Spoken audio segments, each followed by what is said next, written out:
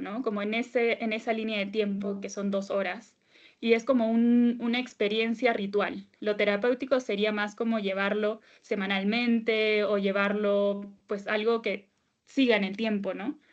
Y esto es como un darse cuenta, un abrir espacio para algo nuevo o para dejar ir. Pero dejar ir desde lo energético, no es tanto como un proceso psíquico de, bueno, y no sé, terapéutico desde otro lugar. Es más como soltar. Hay mucha liberación, lo que veo, y mucho espacio para lo diferente o lo nuevo. Esto, algo que llama muchísimo y que me han mencionado bastantes veces, es la ofrenda, como danzar como ofrenda a la tierra, a las montañas o a la otra persona que te está observando como testigo, hace que dances desde otro lugar, como menos performático.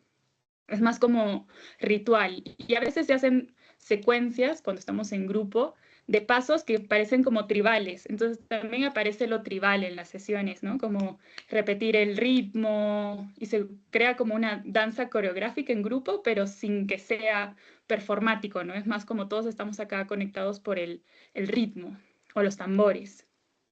Entonces, yo creo que sí, o sea, los beneficios a veces son más energéticos, más sutiles, porque no es continuo como DMT, danza, movimiento, terapia semanal, ¿no? Y después me preguntaste hacer ritual, esta danza, movimiento ritual con diferentes culturas. Vaya, genial. Sí, veías alguna Em, diferencia que culturalmente también respondamos diferente a los rituales, ¿no? También, o si el impacto es diferente dependiendo de la cultura, pues ya que has podido como conocer realmente varias de Centro y de Sudamérica. sí, yo creo que lo ritual acá en Perú, o bueno, en los espacios por donde me muevo, es bastante conocido. O sea, hay gente que está en esa búsqueda y mucha gente tiene raíces andinas y vive en la costa, en Lima. Entonces, cuando yo he presentado la hoja de coca o he hablado un poco de llamar a los apus, hay gente que me ha dicho, yo recuerdo que mi abuela, o yo vengo de Cusco, o mi familia viene de las montañas. Entonces, hay un recordar también las raíces, ¿no? Es una invitación a que la gente también recuerde, y porque hay mucho prejuicio también hacia la hojita de coca o hacia Pichar, ¿no? Como, más que todo en la capital, como prejuicio hacia estos espacios. Entonces, al verse en ese espacio y al ver lo que sucede y lo que se mueve con otro lenguaje, ¿no? Desde lo ancestral y lo ritual y el ponerle una intención, hay gente que se ablanda un poco hacia la cultura andina y les puede llamar la atención, pueden querer volver a buscar sus raíces, cosa que para mí es lo más rico de este espacio. Y luego en Centroamérica, bueno, cuando estaba en Guatemala, trabajé con mucha gente de muchas partes del mundo. Entonces, esta gente venía, yo trabajaba en un centro de retiros. Entonces, esta gente sí viene con más disposición a meterse a cosas que le suenan extraño o curioso o exótico, por así decirlo, ¿no? Entonces sí había una disposición, pero en el movimiento, en el cuerpo, sí siento que a veces les cuesta más, como que hay más prejuicio a yo no bailo o yo solo bailo cierto tipo de música, cuerpos más cerrados, también más rígidos. Entonces ahí es como ir usando la metáfora, pero también en esos espacios donde veo más rigidez corporal, uso también dinámicas corporales, o sea, me voy también al cuerpo, no tanto a la imaginación, porque Sudamérica y Latinoamérica a veces tenemos más abierto hacia lo místico, a la imaginación, tenemos más no sé, nuestras abuelas hacían limpias, o no sé, te han pasado el huevo, te han pasado la ruda, entonces todo esto es más común y hay gente que está más abierta, ¿no? Como, sí, yo dejo que me pases el palo santo, el mapacho, yo sé que esto funciona, y gente que viene, no sé, de Europa o de Estados Unidos, veo que hay como, ¿qué es eso? ¿Por qué estás prendiendo eso? Y yo, bueno, esto es mapacho, traído desde Perú, y es como, ya, o sea, tengo que dar más explicaciones de por qué es que hago ciertas cosas, y me voy más al cuerpo también, como, bueno, vamos de a poquitos. Eso vi de diferencia. Y también hay diferencias cuando uso cacao y cuando uso hojitas de coca. Porque el cacao ahora está medio de moda, hay mucha gente que comparte cacao. Entonces, al escuchar cacao hay mucha gente que pues ya siente el llamado o ya ha tenido una experiencia. Y el efecto en el cuerpo puede ser más notorio que las hojitas de coca, ¿no? Las hojitas de coca te dan energía, son para el rezo. El cacao tú lo tomas y ya sientes como se te acelera un poco el corazón, ¿no? Entonces tiene diferentes efectos en el cuerpo y por eso es que a veces la gente se acerca más a uno que al otro.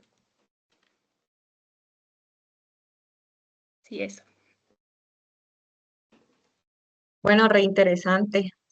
Mira que muy interesante todo lo que nos cuentas, porque sí, pues sí, siempre, eh, y me parece que aquí en esta sesión contigo, o bueno, en este encuentro contigo, más que hablar de enfoques como muy teóricos, estamos hablando de cosmovisiones, que es la palabra que tú utilizas, y eso me parece que es como al final la raíz así súper fundamental de dónde venimos todos, ¿no? Dependiendo de la cosmovisión que cada uno tenga, obviamente.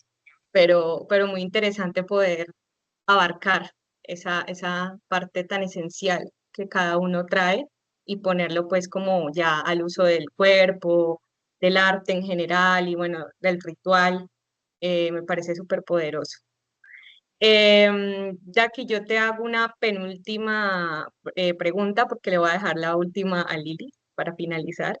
Em, un poquito siguiendo también esto de las diferencias culturales. Si nos podrías contar un poquito, Lili y yo, porque fuimos tus compañeras en la formación, conocemos algo de esa historia, pero estaría chévere si nos contaras aquí para los demás que escuchen el arte terapia en sí, que tú también lo traías desde antes, incluso de la formación de danza, movimiento, terapia, ¿eso cómo te atravesó a nivel, digamos, a ti como persona, ¿no?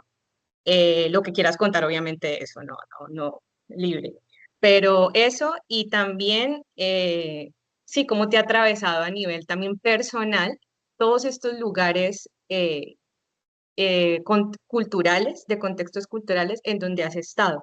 Ya más allá del nivel, pues digamos, terapéutico, de cómo lo has enfocado en tu quehacer terapéutico, a ti como ser humano, cómo te ha atravesado todas esas partes en donde has estado y el arte terapia, qué rol cumplió en esta majo, pues, que hoy estamos, con la que hoy estamos hablando. Sí, claro. Bueno, mi búsqueda al principio fue de sanación personal y yo leía libros, ¿no? De actos psicomágicos o de cosas así. A mí siempre me ha gustado pintar. Estudié un poco de artes plásticas cuando tenía 19.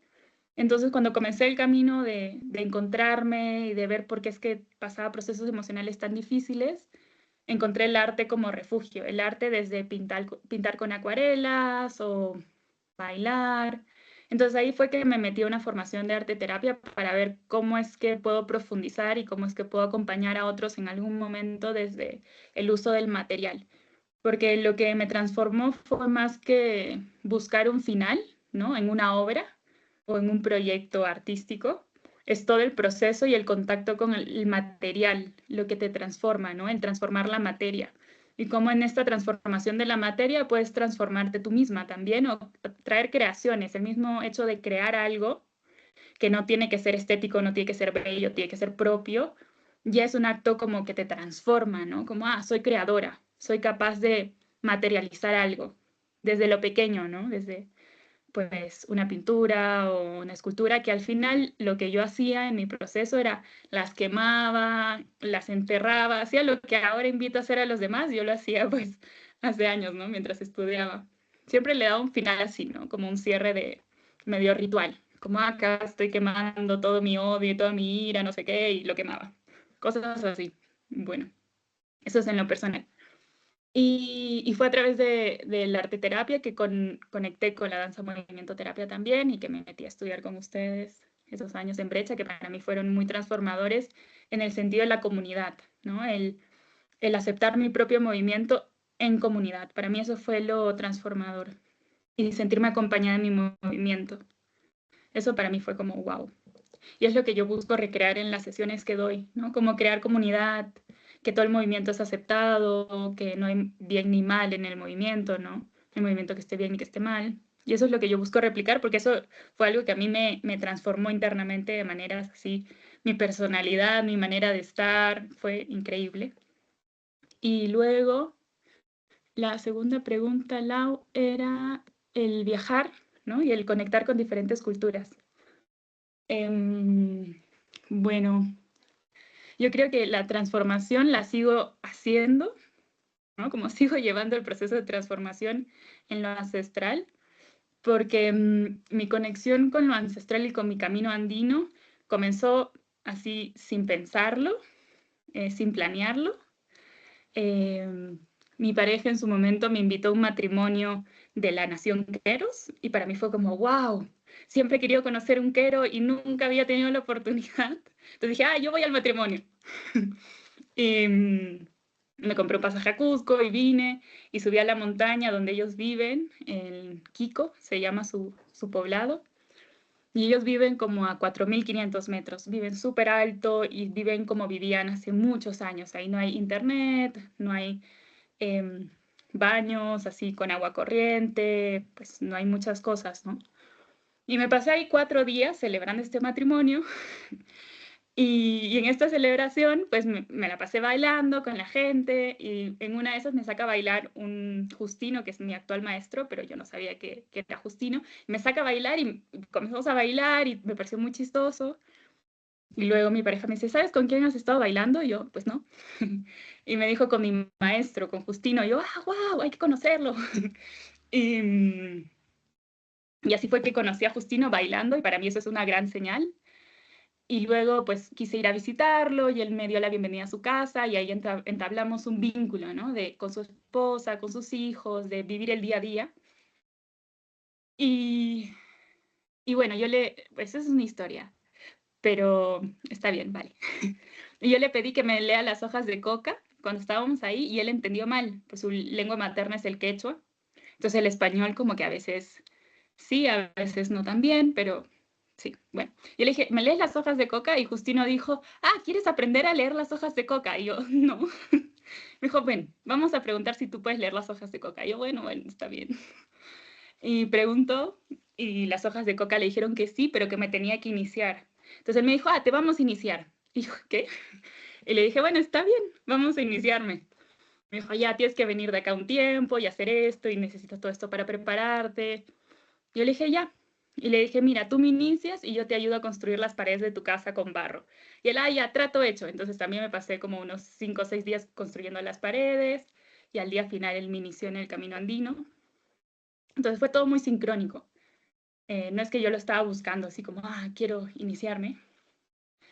Y eso me ha llevado a confiar mucho, a rescatar pues esta confianza en el universo o en la sincronicidad de las cosas y a ver lo valioso que es una cultura pues milenaria ancestral, ¿no? Todos estos conocimientos que ellos guardan en su cotidiano, porque Justino tiene unas historias y me cuenta cómo es que se inició su papá y su abuelo, y son cosas así muy, muy mágicas, muy especiales y yo estoy muy contenta de caminar con él y de seguir aprendiendo, porque lo que yo hago al verlo es aprender, ¿no? De cosas muy simples voy aprendiendo. Sí, entonces desde ahí es que él me daba consejos, tienes que llevar tu altar a tal lugar, tienes que hacer tal cosa, y desde ahí es que pues llevo este camino. Es de mucha confianza y de una, como de sentir el llamado, ¿no? Como a veces viene, siento el llamado de subir tal montaña o siento el llamado de ir a tal lugar. Y es muy de confiar en la intuición, que a veces pues se queda en un pensamiento mágico, pero a veces te das cuenta y es real. O sea, en verdad pasan cosas, ¿no? Cuando entramos en ese espacio de lo sutil o todo esto de lo místico. Y no sé, siento que lo que ha cambiado también es que desde una mirada de ancestralidad y de una cultura que está viva, una cultura indígena que está viva, siento como un apoyo como de la tierra, como que hay muchos cimientos, no es New Age, no es inventado, no es que está ahí como que traducido, es como directo. Y lo que yo busco es respetar y tratar de no o sea, de no apropiarme de una cultura, porque eso es de ellos, ¿no? Y yo sigo su camino y lo respeto y me conmueve un montón estar ahí arriba en la montaña. Y lo que yo busco es ser puente, ¿no? Como, esto es lo que yo muestro en mis sesiones, si quieres aprender más, pues está Justino ahí arriba, puedes ir a visitarlo, o nombrarlo también en las sesiones. Esto viene de este linaje y lo aprendí de mi maestro y lo llamo, ¿no? Justino, a Mercedes, y llamo a todo su linaje para que también estén presentes y me guíen. Como más el trabajo es ser puente. Y en Guatemala, lo voy a hacer cortito, me voy en historias. Y en Guatemala también fue como muy de ir una semana a celebrar el Año Nuevo Maya, que yo no sabía qué era, pero dije, bueno, vamos a ir a ver, a conocer. Y me terminé quedando un año porque sentí que la comunidad, que me costó entrar con la comunidad local indígena maya, pues no es que tú llegas a Guatemala, es como, ya ven, sino fue un trabajo de preguntar, invitarlas a mis sesiones, que no quieran venir y decir, bueno, entonces, ¿cómo nos conectamos, no? ¿Cómo podemos intercambiar? Yo escucharlas mucho, saber cómo se ha transformado su cultura con la religión, con el catolicismo. Y en toda esta pues, búsqueda me encontré con mis maestros, con Tata Isaías y Nana Isabel, que me abrieron las puertas a su espacio y a sus ceremonias. Y ellos abren un espacio en el que hay mucha gente de todas partes del mundo y comparten su tradición y te la explican, ¿no? Y te la explican de a pocos. Entonces, después de ir a varias ceremonias con ellos y conocerlos también en lo cotidiano y me pedían que los ayude en algunas ceremonias o que cante, yo decía, wow, acá se mueve mucha energía y mucha transformación, me ayudó a sostener procesos emocionales muy difíciles, ¿no? Como esto de ir al fuego, rezarle al fuego y que el fuego transforme lo que estoy sintiendo, o que el fuego me dé un apoyo, ¿no? Y diferentes nanas y tatas me fueron enseñando de a poquitos, ¿no? A rezar puros, a rezarle al fuego. Entonces, en Guate yo no tenía hojitas de coca. Entonces, para mí eso fue retador también. Entonces dije, bueno, ¿y acá qué hacen, no? Si es que no pichan coca. Y ahí me encontré con el tabaco, con los puros, y dije, bueno, ¿cómo se reza? Y fui también averiguando, probando. Y yo sentía ahí que las montañas y mis tatas y mis nanas me sostenían, como era, y me iban explicando en lo cotidiano también, ¿no? O en las energías de los días.